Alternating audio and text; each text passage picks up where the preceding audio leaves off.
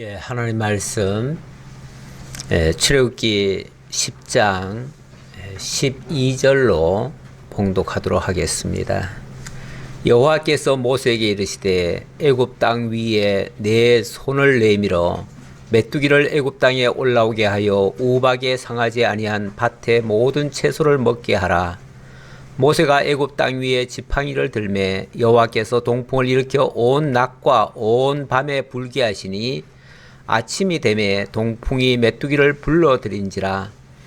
메뚜기가 애굽 온 땅에 이르러 그 사방에 내리매 그 피해가 심하니 이런 메뚜기는 전에도 없었고 후에도 없을 것이라. 메뚜기가 온 땅을 덮어 땅이 어둡게 되었으며 메뚜기가 우박에 상하지 아니한 밭의 채소와 나무 열매를 다 먹었으므로 애굽 온 땅에서 나무나 밭의 채소나 푸른 것은 남지 아니하였더라. 바로가 모세와 아론을 급히 불러 이르되 내가 너희의 하나님 여호와와 너희에게 죄를 지었으니 바라건대 이번만 나의 죄를 용서하고 너희의 하나님 여호와께 구하여 이 죽음만은 내게서 떠나게 하라. 그가 바로에게서 나가서 여호와께 구하매 여호와께서 돌이켜 광렬한 서풍을 불게 하사 메뚜기를 홍해에 몰아 넣으시니 애굽 온 땅에 메뚜기가 하나도 남지 아니하니라. 그러나 여호와께서 바로의 마음을 완악하게 하셨으므로 이스라엘 자손을 보내지 아니하였더라. 아멘. 예, 지금 바로는 8번째 재앙에 직면해 있습니다. 앞서 4번째 재앙부터는 극명하게 다른 모습이 애굽 땅과 이스라엘 백성이 살고 있는 땅을 완전히 구별해 주셨죠. 그래서 하나님이 한쪽은 재앙을 내리시고 한쪽은 보호하고 있다는 사실을 명백히 증거해 주셨습니다. 그럼에도 불구하고 바로는 내려놓지를 못합니다. 그거 내려놓으면 자기가 죽는다고 생각하기 때문에 그렇습니다. 사람이 끝까지 붙들고자 하는 게 있죠. 그거 내려놓으면 자기는 죽음이라고 생각하니까 그렇습니다. 끝장이라고 생각하니까 그렇습니다. 그런데 사실 그걸 내려놔야 사는 건데 그 내려놓지를 못하는 거죠. 제가 언젠가도 비유 말씀드렸지만 원숭이가 손만 펴면 사는 건데 손을 못 펴가지고 죽는 거 아니겠어요? 우리의 욕심을 내려놓지 못하면은 결국은 죽게 돼 있습니다. 근데 어차피 죽어도 다 내려놔야 되고 어차피 다 내려놓을 건데 진작 내려놓으면 가장 좋지요. 그런데 사람이 참 어떻게 보면은 굉장히 똑똑한 것 같으면서도 만물의 영장이라 똑똑하죠. 사람이 정말 똑똑해요. 그래서 사람 하면은 지혜의 상징이에요. 하지만은 또 만물보다 더 악하고 더 부패하고 더 미련한 것이 또 인간이에요. 만물은 어떤 면에서 미련한 것 같아도 다 하나님의 그 창조 섭리에 따라서 살아요. 질서를 순종하며 살아요. 근데 인간만은 거스리며 살거든요. 그러니까 가장 지혜롭다고 말은 하지만은 그건 똑똑이긴 똑똑인데 헛똑똑이가 되는 거죠. 그러면서 결국은 하나님을 대적하니까 결국은 만물보다 부패한 것이 사람의 마음이라 이렇게 성경은 정의하고 있어요. 인생이 이렇게 자기 분수를 모르고 자기 본분을 찾지 못하면 만물보다 더 나을 게 하나도 없어요. 그걸 알 때 진짜 사람답고 그걸 알 때 정말 하나님이 만물의 영장이라 또는 하나님과 함께 살 그런 동료로 하나님께서 인정을 해주시죠. 그렇지 않다면 인간이 다른 만물과 하등 다를 것도 없고 더 우월할 것도 없다. 그런 뜻으로 말씀드릴 수 있습니다. 오늘 바로를 보면서 바로가 정말 그런 사람 아닌가라는 생각이 들고 이 바로의 이런 모습들이 오늘 우리에게는 엄청난 경종을 울려주고 있다라는 그런 뜻이 되겠습니다. 자, 바로가 이제 재앙이 거듭하면 거듭할수록 조금씩 풀리기는 풀립니다. 약간씩 내려놓기는 합니다. 그런데 온전히 내려놓지는 못하지요. 그래서 처음에는 이제 허락은 하면서도 뭐 제사 드리겠다니까 제사 드리는 것까지는 허락한다. 그러면은 이 땅에서 드려라. 뭐 거기까지 멀리 3일길까지 갈 거 뭐 있느냐. 여기서 드려라. 그랬다가 그렇게는 안 된다 하니까 그러면은 너무 멀리는 가지 말고 좀 가까이서 가라. 가까이 최대한 예를 들어서 3일길 가지 말고 하루길만 가라. 요 정도로 또 했다가 그 다음에는 너희 장정들만 가라. 뭐 애들하고 다 갈 거 뭐 있느냐. 장정들만 가라. 그렇게 얘기를 했죠. 그렇게 얘기를 했더니 모세가 안 됩니다. 하나님께서 그렇게 허락하지 않습니다. 하나님은 무조건 가라고 하고 3일길을 가라고 합니다. 이렇게 하니까 마지막으로 바로가 모세에게 하는 말이 이 나쁜 것 이렇게 얘기하죠. 나쁜 것. 우리식으로 표현하면 이 나쁜 놈아 이 얘기죠. 이 나쁜 놈아. 그렇게도 어떻게 융통성이 없느냐 그 얘기죠. 내가 이만큼 양보했으면 너도 좀 양보해야 될 거 아니냐. 우리의 신앙에 있어서 기독교인들이 어찌 보면 신앙에 고집을 좀 피우지요. 고집을 좀 피우는데 저 안 믿는 사람들이 봤을 때는 너무 그냥 뭐라고 할까요? 고지식하고 좀 융통성도 없고 그냥 원칙대로만 하려고 하고 그런다. 그래가지고 그걸 가지고 자꾸만 협상을 하지요. 너무 그렇게 빠지지 말어. 너무 그렇게 열심히 내지 말어. 좀 적당히 해. 좀 대충 해. 이렇게 얘기하지요. 물론 뭐 유별나게 모든 거 다 팽개치고 완전히 교회만 미쳐가지고 이렇게 하는 것은 옳지 않지요. 옳지 않지만은 그렇다고 해가지고 그런 사람들 안 믿는 사람들의 또 비위에 맞춰가지고 그대로 한다면은 그거 역시 올바른 신앙이라고 할 수는 없지요. 우리가 원칙이라는 게 있고 우리가 양보할 게 있습니다. 원칙이라고 하는 거는 진리에 관한 거라든지 정말 믿음에 관한 것만큼은 양보할 수가 없는 부분이에요. 그런데 뭐 그 밖에 뭐 세상적인 것들에 대해서는 우리가 다 양보할 수 있죠. 뭐든지 다 원하는 대로 다 들어도 줘야지요.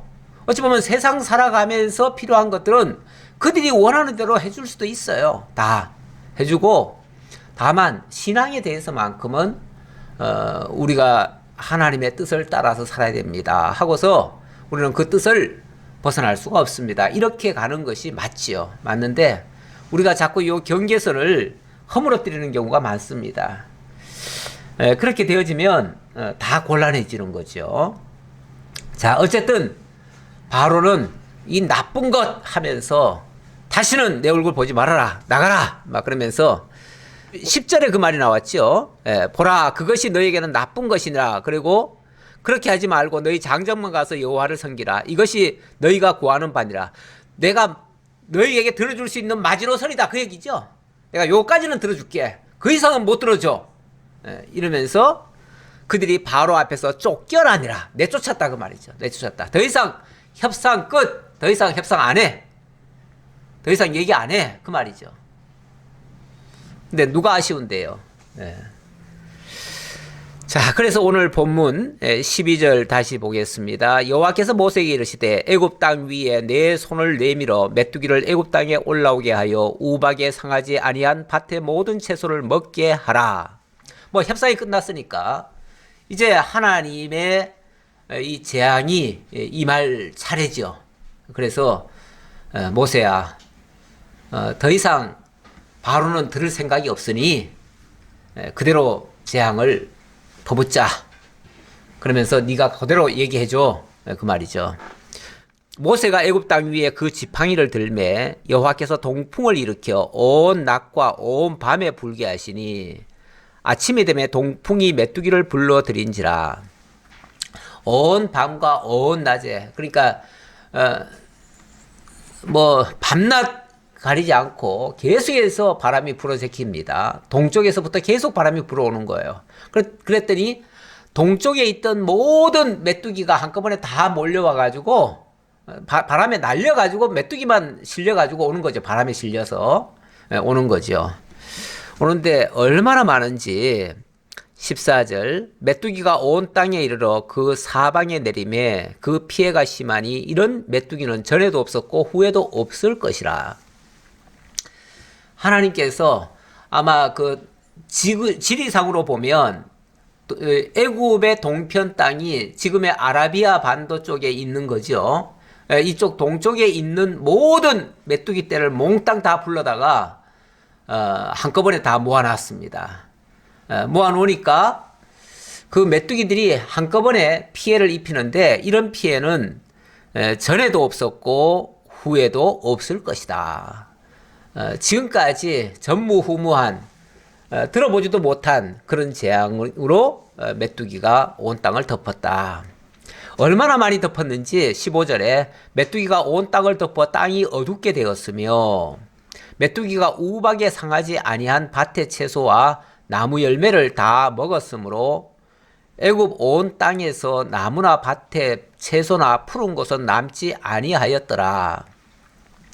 지난번 우박이 갑자기 쏟아졌는데 그 우박에 의해서도 엄청난 것들이 피해를 입었습니다. 하지만은 우박이 그렇다고 해가지고 나무까지 다 없애지는 못했잖아요. 그런데 이 메뚜기는 먹을 것이 없으면요 나무까지 다 갉아먹습니다. 그래가지고 그때 우박의 해를 받지 않았던 것, 그때 남았던 것들을 메뚜기가 다 없애버렸다 그 얘기죠.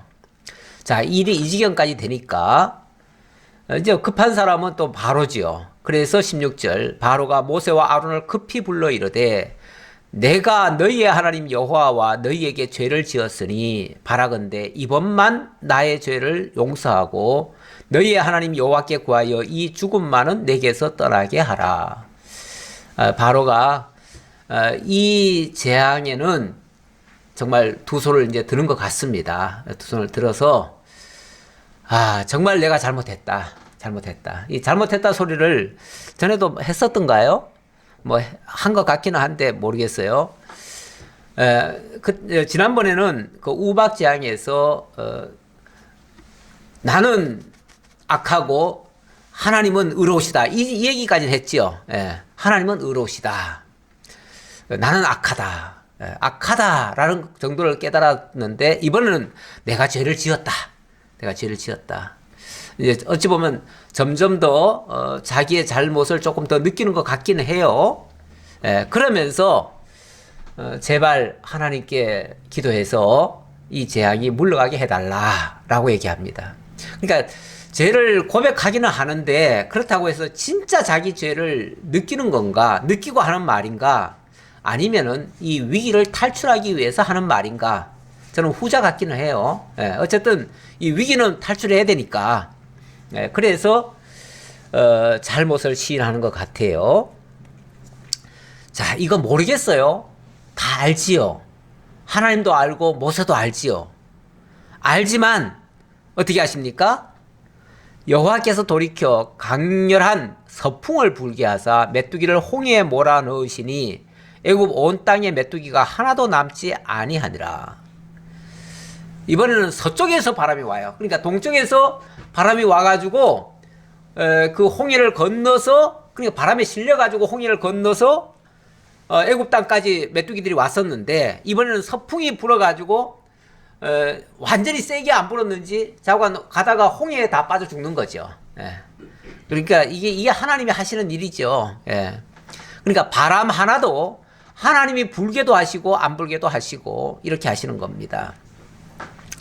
어쨌든 하나님 뻔히 아시지만 그냥 들어주는 겁니다. 왜요? 들어줘야 뭐하니까? 바로가 또 강팍해지니까요. 그러나 여호와께서 바로의 마음을 완악하게 하셨으므로 이스라엘 자손을 보내지 아니하였더라. 보세요. 이번엔 내가 잘못했다. 잘못했으면은 그러면은 고쳐야 될 거 아니에요. 근데 고치지는 않고 말로만 잘못했다. 그러니까 이 재앙만 피하게 해다오. 그래놓고 재앙 피하자 다시 없던 일이 돼버렸어요. 그러니까 진짜 회개라고 하는 거는요, 말로 잘못했다 하는 게 회개가 아니에요. 진짜 회개는 행동까지 바꾸는 게 회개죠. 진짜 그 태도가 바뀌어야 되고 그 행동이 바뀌어야 되고 그 내용까지도 바뀌어져야 진짜 회개가 되는 거죠. 그런데 우리 기독교인들이 뭐 저 안 믿는 사람들이 봤을 때 저 사람들은 예수를 믿는다고 하면서 뭐 조금만 잘못하면은 회개는 또 잘하는데 그리고 나서 하는 일은 똑같아 이렇게 말하는 경우가 있어요. 어느 정도는 그 말이 맞는 것 같아요. 왜냐하면 회개를 말로만 하고 그냥 끝나는 걸 경우가 많아요. 근데 그건 진짜 회개는 아니죠. 저는 이번에 코로나가 또 이번에는 이제 오미크론 그 변이가 또 생겼다고 하는데 자관 우리가 빠르면 되게 빠른 사람들이에요. 그렇죠? 안 좋은 거 끌고 들어오는데도 제일 빨라요. 그래가지고 이 오미크론 이제 발생됐다 하니까 그냥 곧바로 우리나라에 데려왔네요. 데려왔어요. 데려왔는데 그 데려온 사람이 또 하필이면 또 아주 큰 교회 목사님이셔요. 목사님 부부가 그걸 데려와가지고는 그냥 또 저 우즈벡 사람한테 또 전해가지고 우즈벡 사람 그 가족들한테 또 다 퍼지고 이래가지고 지금 난리가 났어요. 지금 인천에 오늘 아침에 보니까 뭐 330 몇 명이 생겼다 이렇게 나오는데 아마 이게 그 큰 교회예요. 큰 교회다 보니까 거기에 접촉한 사람들이 너무 많아가지고 이게 어디까지 퍼질는지 몰라요.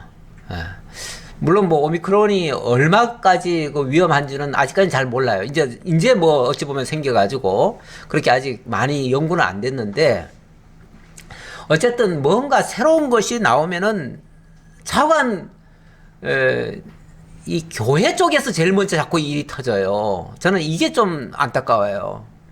아니 다른 데서 터져가지고 교회가 피해를 보면 우리가 피해자다 얘기할 수가 있잖아요.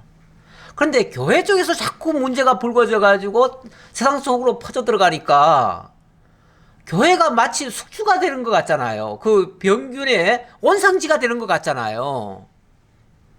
이러니까 사회로부터 자꾸만 교회가 욕을 먹는데 아니 왜 그분들은 어떻게 된 게 그렇게 또 예방주사도 안 맞은 사람들이 왜 그렇게 또 많은지 모르겠어요. 이번에 보니까 예방주사 안 맞은 사람들이 굉장히 많이 걸렸대요.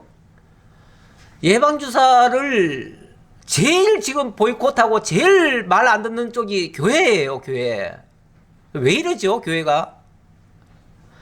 교회가 언제든지 어찌 보면은 사회의 모든 일에 앞장을 서야 돼요. 앞장을 서고 좋은 쪽으로 유도를 하고 사회가 피해를 보지 않도록 오히려 교회가 돌보는 역할도 하고 어찌 보면 제사장 역할까지도 교회가 해야 될 입장인데 왜 교회가 자꾸만 민폐를 끼치죠? 세상에다가.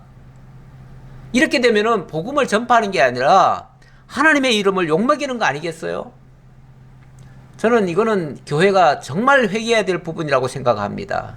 그런데 일부 교단에서는 교리적으로 이 주사 맞으면은 무슨 뭐 666에 걸린다 뭐 또는 나중에 지옥을 간다, 뭐 천국에 못 들어간다 이렇게 주장하는 사람들이 꽤 많아요.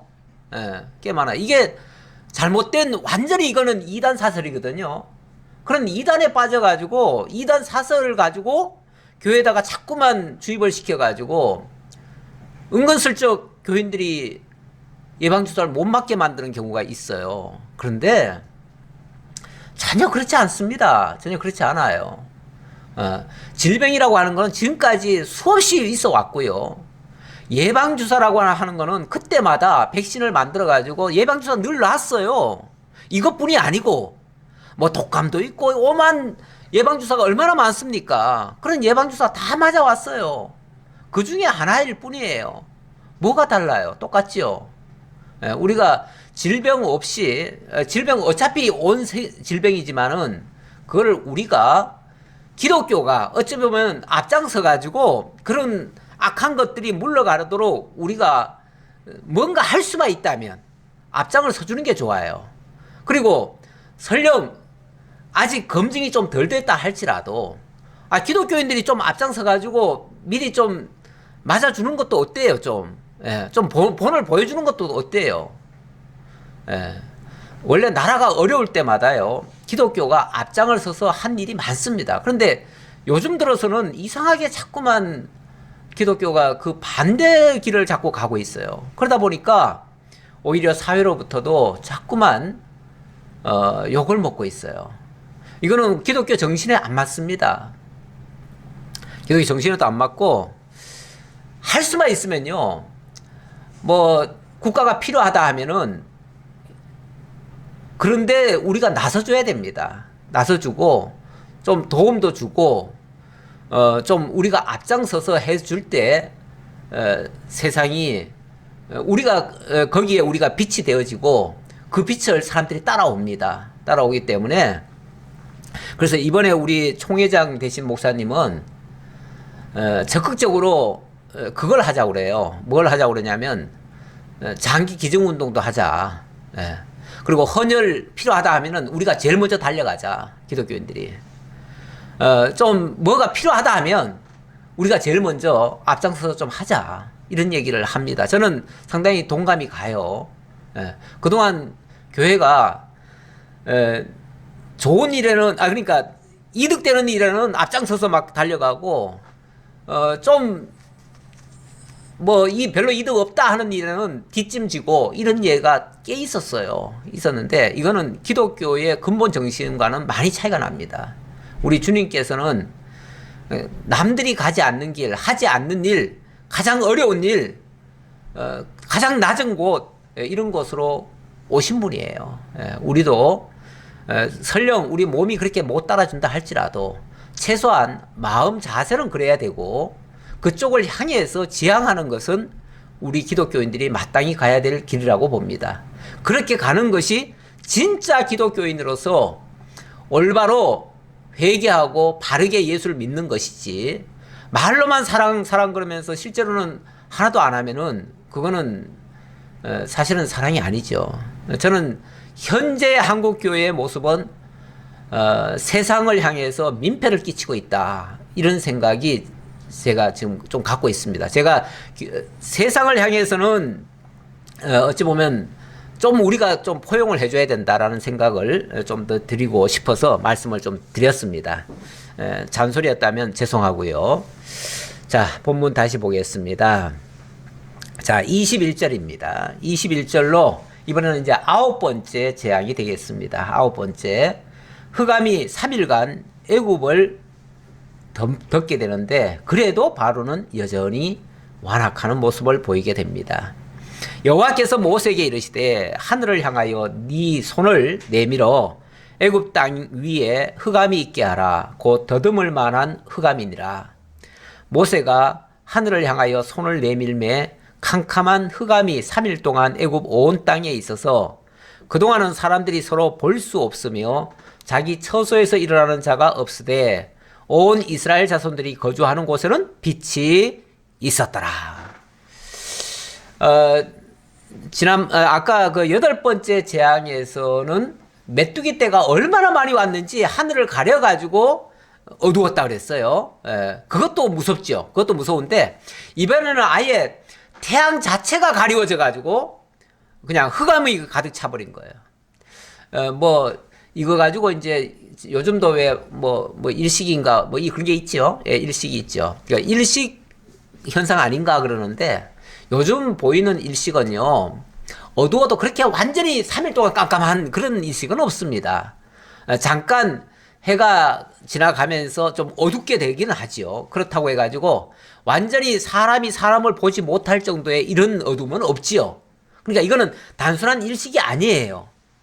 그야말로 하나님이 잠시 태양을 끄셨는지 모르겠어요. 태양이 꺼질는지는 모르지만은 어쨌든 완전히 자관 그 빛을 없애버렸어요. 그런데 뭘로 가려웠는지 모르지만 그렇다고 빛 자체가 없어진 건 아니죠. 왜냐하면은 그 다음에 보니까 이스라엘 자손들이 거주하는 곳에는 빛이 있었더라 그러잖아요. 빛이라고 하는 것이 한쪽에는 극명하게 있고 한쪽에는 없다. 만약에 일식 같으면 다 없어야죠. 다 없어야 되는데 그런 일식이 아니라는 걸 지금 얘기하고 있는 거죠. 소위 말해서 자연현상의 일식이 아니고 하나님이 특별한 기적의 역사로, 당신의 표적의 역사로 한쪽은 있게 하고 한쪽은 없게 하는, 뭐 뭘로 중간을 가렸는지는 모르지만 그건 뭐 하나님이 하시는 일이니까 알 수 없지만 그러나 이거는 분명한 이렇게 딱 둘을 구별을 해가지고 하나님이 이건 하신 일이다라는 걸 보여주는 거죠. 그러니까 저절로 일어나는 자연적인 현상이 아니라 하나님이 하시는 일이다. 이걸 지금 극명하게 보여주는 거죠.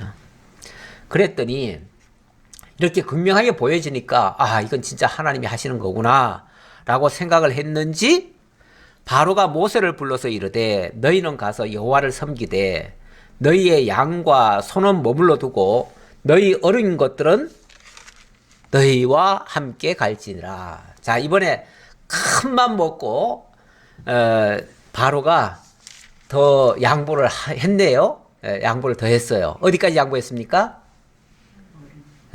너희 어린애들까지 다 데리고 가라.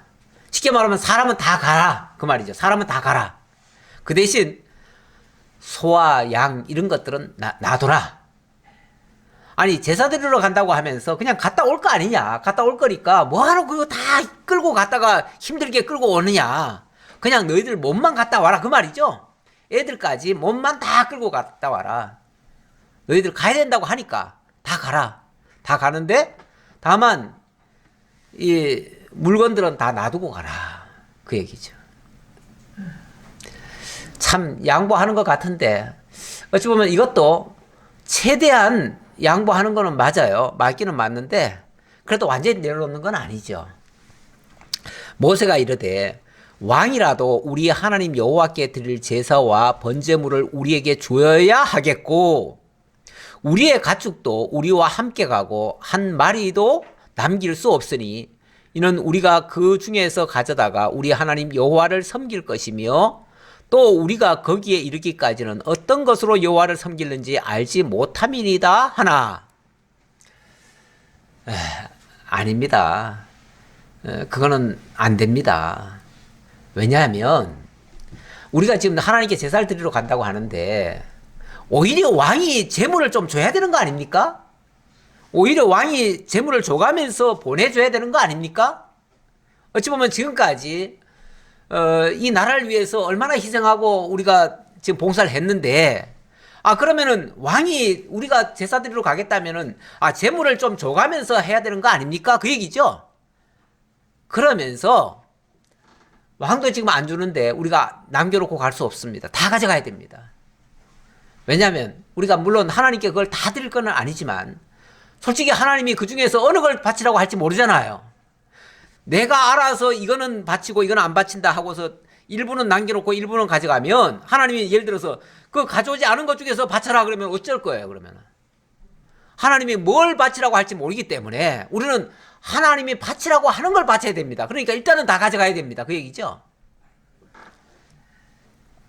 그래요. 우리가 우리 임의로 뭘 판단하고 결정할 게 아니고 하나님의 인도를 따라야 돼요. 하나님이 이끄는 대로 우리가 행동을 해야 돼요. 그래서 하나님의 뜻을 따르기 위해서 우리는 다 가야 됩니다 라고 말을 합니다. 그런데 27절 보니까 여호와께서 바로의 마음을 완악하게 하셨으므로 그들 보내기를 기뻐하지 아니하고 도저히 그 바로의 마음에서는 그게 허락이 안 되는 거예요. 그게 이제 마음에 기뻐하지 않았다. 그렇게 내보내는 것이 마음에서 허락이 안 됐다 그 말이죠. 허락이 안 됐다. 허락이 안 되니까 결국은 못 듣는 거죠. 참 이렇게 되는 바로도 참 안타까워요. 그렇죠? 인간적으로 보면 바로가 너무 안타까워요. 좀 들어주고 재앙도 안 받았으면 좋겠는데 자기 마음 자기도 관리 못해요. 자기 마음을 자기가 주장을 못해요. 지금 그 마음을 누가 잡았는지 좌우간 완악하게 하셨으므로 하나님이 사탄을 통해서 그렇게 하신 거죠.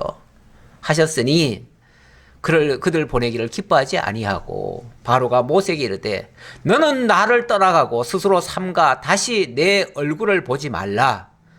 네가 내 얼굴을 보는 날에는 죽으리라. 이제는 이제 완전한 결별을 선언합니다. 오히려 이판사판입니다. 완전한 결별. 그러니까 협상 결렬. 그리고 이제 너와는 결별. 끝. 그 말이죠. 그러면서 다시는 내 얼굴 볼 생각하지 말아라. 만약에 다시 내 얼굴 본다면 너는 그때는 너 나한테 죽어. 그 말이죠. 죽어. 자기가 죽일 수 있는 자라고 생각을 하는 모양이죠. 아니 하나님의 사람 모세를 누가 죽여요? 죽이도록 하나님이 내버려 두시겠어요? 그런데 오히려 적반하장으로 바로가 모세한테 이렇게 말을 하네요. 모세가 이르되 당신이 말씀하신 대로 내가 다시는 당신의 얼굴을 보지 아니하리이다. 좋아요. 나도 당신 보고 싶지 않아요.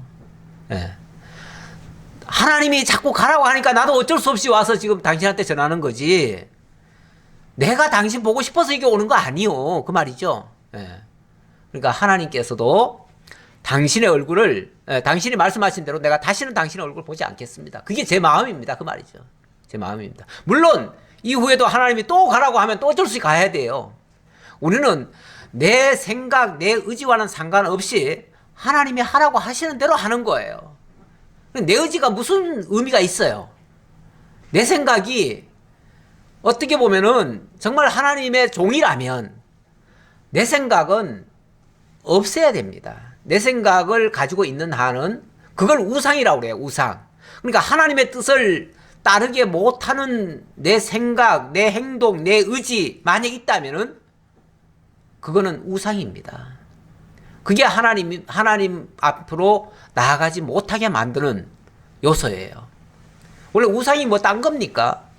우리와 하나님 사이를 갈라놓고 하나님께로 나아가지 못하게 하는 것들이 다 우상이에요.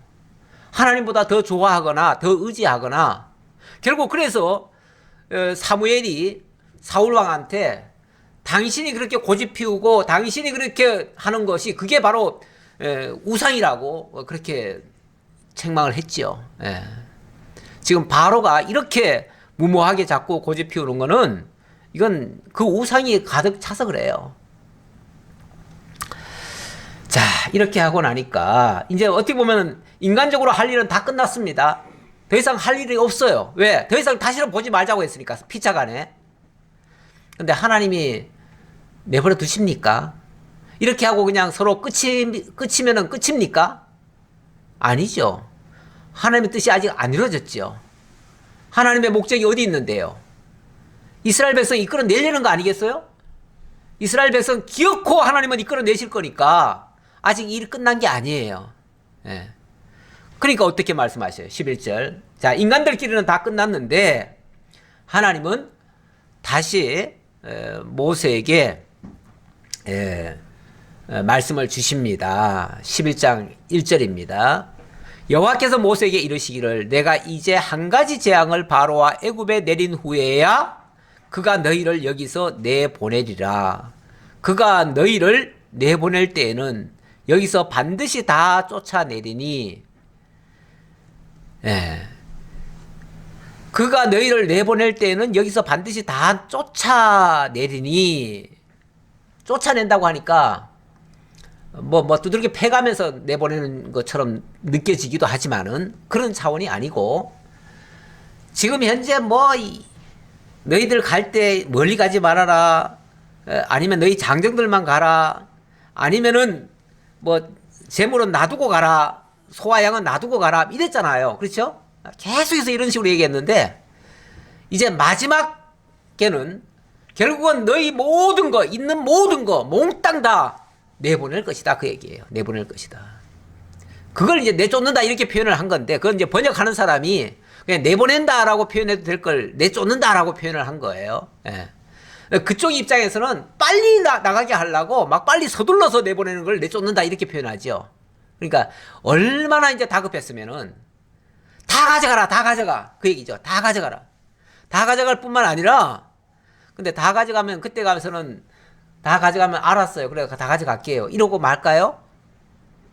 그렇게 안 하고 2절에 백성에게 말하여 사람들에게 각기 이웃들에게 은금 패물을 구하게 하라 하시더니 여호와께서 그 백성으로 애굽 사람의 은혜를 받게 하셨고 또 그 사람 모세는 애굽 땅에 있는 바로의 신하와 백성의 눈에 아주 위대하게 보였더라. 그냥 나가라고 하는 게 아니고 모세가 아주 막 위대하게 보이도록 만들었다는 거예요. 너무너무 무서운 존재로 보이게 만들었다는 거예요. 신과 같은 존재로 만들어줬다는 거예요. 이러니까 그 다음에 백성들이, 이스라엘 백성들이 애굽 사람들 보고, 야, 우리 그냥 못 나가. 가면은 이것도 필요하고 저것도 필요해. 뭐 금도 필요하고 은도 필요하고 폐물도 필요해. 그러면은 아, 그래, 여기 있으니까 이거 가져가. 그리고 다 줬다는 거예요. 다 주게끔 한다는 거예요. 진작 내보냈으면은 그런 거 안 줘도 되죠. 그렇죠? 안 줘도 되는데 마지막 나갈 때는 하나님이 그냥 안 나가게 하고 다 가지고 나가게끔 하겠다는 거예요. 그래가지고 심지어 은금 폐물까지 너희가 구해라. 전에 같으면은 엄두도 못 내지요. 어떻게 그런 말을 합니까? 말도 못하지요. 말도 못하는데 이제는 담대하게 말할 수 있습니다. 하나님이 마지막 재앙은 이제 끝장재앙이죠. 끝이죠. 요걸로 끝이에요. 끝일 건데 두 번 다시 다르게 할 필요가 없을 정도로 더 이상 이제 협상도 필요 없이 하나님께서 반드시 바로를 항복시키겠다는 거예요. 그러면서 이번에는 너희가 원하는 걸 몽땅 다 줄 것이다. 그러니까 너희 원하는 거 다 얘기해. 그 얘기죠. 다 얘기해. 그런데 놀랍게도 여호와께서 그 백성으로 애굽 사람의 은혜를 받게 하셨고 결국 그들이 다 들어주게 만들었다. 그 얘기죠. 다 들어주게 만들었다. 뿐만 아니라 그 사람 모세는 애굽 땅에 있는 바로의 신하와 백성의 눈에 아주 위대하게 보였더라. 근데 그거 다 들어주려면요, 보통 사람처럼 여겨가지고 다 들어주겠어요? 위대하게 보여야 다 들어주는 거죠. 그러니까 하나님이 와, 모세는 어찌 보면 사람이 아니야. 저 모세 말 안 듣다가는 우리 다 죽겠어. 이렇게 생각하게 만들었다는 거죠. 그래서 나중에는 요구하는 대로 다 들어줘 버렸다. 그 얘기죠. 이게 하나님이 모세 입장에서는 은혜를 받게 하신 것이다. 자, 모세가 바로에게 이르되 여호와께서 이와 같이 말씀하시기를 밤중에 내가 애굽 가운데로 들어가리니 애굽 땅에 있는 모든 처음 난 것은 왕 위에 앉아 있는 바로의 장자로부터 맷돌 뒤에 있는 몸종의 장자와 모든 가축의 처음 난 것까지 죽으리니 애굽 온 땅에 전무후무한 큰 부르짖음이 있으리라. 애굽 땅에 있는 모든 처음 난 것, 이게 이제 사람으로 말하면 장자고요. 다른 어떤 뭐 식물이나 이런 거는 만물이라고 하고, 이렇게 얘기를 하죠. 첫 것, 만물, 장자, 이게 이제 그 대상에 따라서 표현은 다르지만 의미는 똑같아요. 다 처음 것이에요. 다 처음 것인데 이 처음 것들이 애굽에 있는 사람의 모든 처음 것들은 다 없어질 것이다. 오늘 밤에. 그것도 뭐 한시적이죠. 오늘 밤에 역사가 일어날 것이다.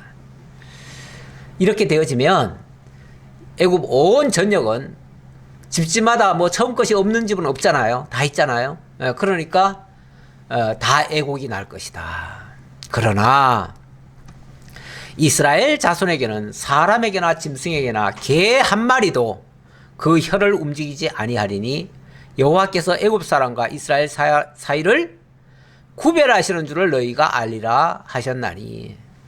그러나 이스라엘 자손에게는 그야말로 사람, 짐승은 물론이고 개 한 마리까지도, 개 한 마리도 이 표현한 것은 원래 개를 사실은 가장 천하게 여겨요. 그래서 옛날부터 뭐 사람들이 욕을 할 때도 막 개 XS 하잖아요. 이 개라고 하는 거를 사실은 이 성경에서도 가장 천하게 여기는 동물로 얘기를 했는데 그 개 한 마리까지도 그 혀를 돌리지. 아까도 그랬죠. 아까 바로의 장자로부터 맷돌 뒤에 있는 몸종의 장자까지. 맷돌 뒤에 있는 몸종, 맷돌 갈고 있는 그 몸종, 참 보잘것없는 사람 아닙니까? 그렇죠? 보잘것없는 사람까지도 피해 입는 쪽에서는 다 입을 것이고, 이쪽에는 개 한 마리까지도 보호를 받고, 그러니까 너무 극명하게 대비이 되잖아요. 이렇게 대비를 시켜서 하나님이 이스라엘의 하나님이신 것을 만천하에 공포하겠다, 그 얘기죠. 자, 그렇게 해서 극명하게 하나님이 구별하시는 섭리를 하십니다. 왕의 이 모든 신하가 내게 내려와 내게 절하며 이르기를 너와 너를 따르는 온 백성은 나가라 한 후에야 내가 나가리라 하고 심히 노하여 바로에게서 나오니라. 이번에는 누가 큰 소리 쳐요? 모세가 큰 소리 치죠. 모세가 왕이시여, 이번 사건을 통해서는 제가 나가겠다고 이제 조르지 않겠습니다. 제가 요구하지 않겠습니다.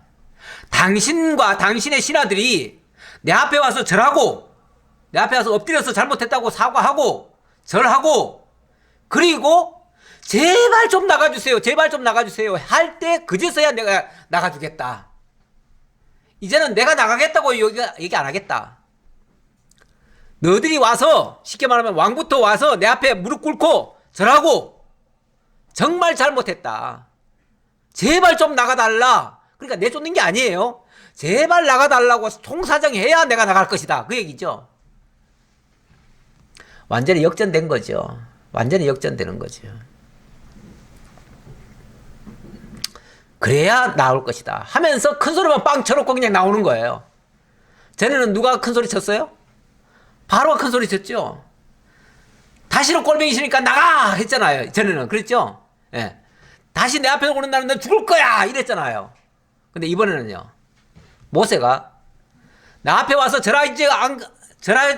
절하고 날 내보내지 않으면은 나 안 나갈 거예요. 이번에는 큰 소리 오히려 치는 거죠.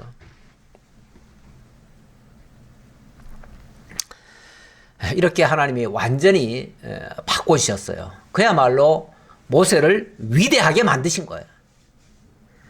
이렇게 하실 것이라고, 사실은 이 10대 재앙 퍼붓기 전에 맨 먼저 하나님이 그 말씀 하셨죠.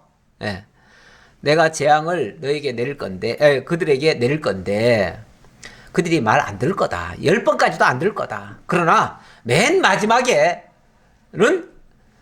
그들이 너를 신과 같이 여길 것이다. 이렇게 얘기를 했습니다. 그리고는 기어코 내보낼 줄 것이다. 결국 그들이 내보낼 때까지 너희는 일단 하나님의 뜻을 알려만 주는 거지. 그러니까 보내달라, 나오게 해달라 요구하는 것은 하나님의 뜻을 전달하는 거지, 진짜 그렇게 하라고 명하는 게 아니에요. 하나님의 뜻이 그거니까 하고, 그리고 너희의 그 패역함을 드러내겠는데 쓴 거예요. 네. 그래놓고 기어코는 하나님께서 모세를 위대하게 만드셨어요. 그들 앞에는 신과 같은 존재로 만들었어요. 여호와께서 모세에게 이르시기를 바로가 너희의 말을 듣지 아니하리라. 그러므로 내가 애굽 온 땅에서 나의 기적을 더하리라 하셨고, 모세와 아론이 이 모든 기적을 바로 앞에서 행하였으나 여호와께서 바로의 마음을 완악하게 하셨으므로 그가 이스라엘 자손을 그 나라에서 보내지 아니하였더라. 자, 여기까지는 말로만 했으니까, 그렇죠, 말로만 했으니까 아직까지는 바로가 설마 그런 일이 있겠어? 설마 그런 일이 있겠어? 그리고는 안 들었다 그 말이죠. 그리고는 안 보내줬다 그 말이죠. 말로 할 때는 안 들어줬다 그 말이죠. 그럼 어떻게 해야 되는 거예요? 이 말이 이제 행동으로 나와야지요. 실제 그 기적으로 나와야지요. 기적으로 나오면은 그때 이제 항복하겠죠. 그거는 이제 12장으로 넘어가는데, 이거는 굉장히 또 중요한 얘기라서 이거는 짧게 이렇게 기적 한 장에서 이렇게 설명하고 넘어갈 얘기는 아니에요. 왜냐하면 여기서는 하나님께서 바로에게는 지금 징치를 하시지만은 또 이스라엘 백성에게는 구원받는 방법을 또 알려주시거든요. 그러니까 그 과정이 또 필요합니다. 그러니까 하나님이 한편에서는 재앙을 내리지만 또 한편에서는 구원의 역사가 일어나요. 이게 동시에 작동이 돼요. 그래서 어찌 보면 바로를 향해서는 하나님의 재앙이, 동시에 그 재앙이 깊어지면 깊어질수록 택한 백성에 대한 구원의 역사는 더 크게 일어나는 거죠. 더 크게. 어찌 보면 이 바로가 세상과 같은 모습이라고 한다면,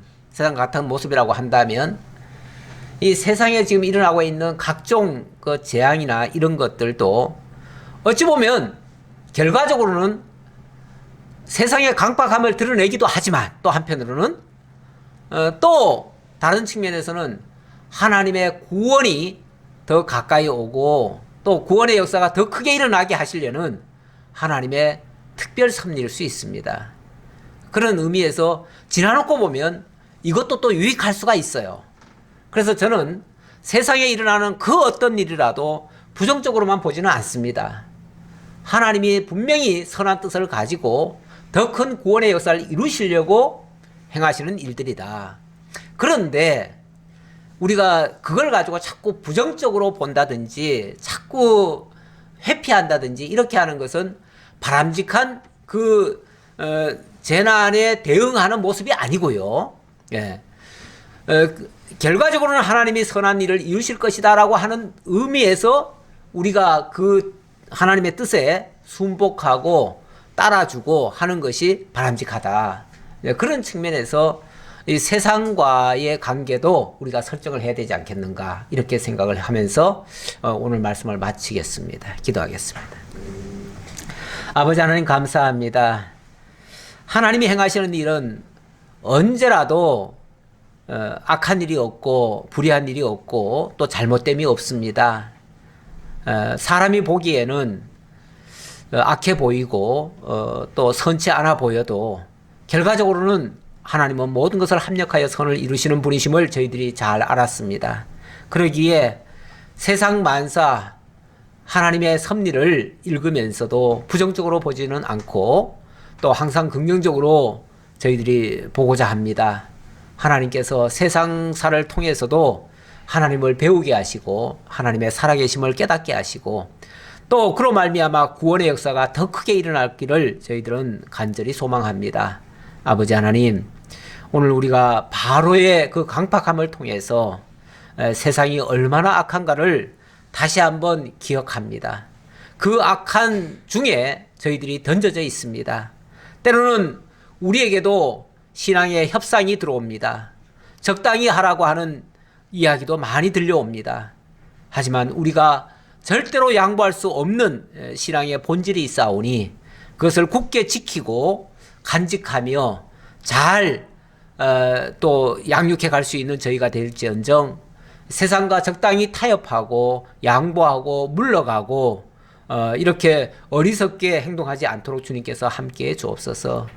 이런 계기를 통해서도 저희들의 신앙이 더욱더 향상되기를 간절히 바라오며 또한 오늘도 여러 가지 세상에서는 어려운 소식들이 들려오지만 또 우리 믿음의 사람들은, 믿음의 성도들은 그런 것에 흔들리지 아니하고 그것 때문에 우리가 마땅히 해야 될 일을 하지 않게 하시고 정말 믿음으로 모든 것을 감당하며 또 마침내 승리하고 그로 말미암아 더 큰 구원의 역사가 일어나도록 역사해 주옵소서. 감사드리옵고 예수님 이름으로 기도하옵나이다. 아멘.